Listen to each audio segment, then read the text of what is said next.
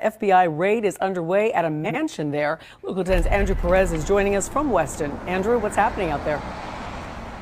Well, we know the FBI keeping things under wraps, at least right now, but a lot of activity going on at a home here in this gated community. This is the Windmill Reserve in Weston. Let's get you right up to Sky 10, though, for a better look at this investigation. We've been watching for quite some time now as federal agents have been going in and out of this very large home. What specifically they're looking for is still unclear, but records show that this home, it goes back to Walter Ventimiglia. He's a well-known mortgage broker and insurance agent, the president also of Worldwide Capital Lending Group. We actually have a photo of him as well.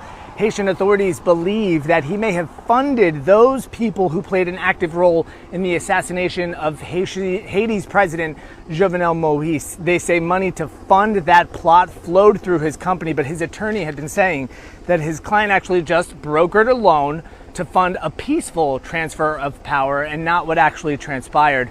An FBI representative released a statement to us just a short time ago. It says in part, quote, "I can confirm the FBI and HSI are conducting court-ordered law enforcement activity in the vicinity of the area. The affidavit in support of the search warrant has been sealed by the court," going on to say that they can't release many more details right now. We're still working this story. We're working our sources as well. As soon as we have any new information, we'll have it for you right here on Local 10 News. That's the latest, though, in Weston. I'm Andrew Perez. Back to you.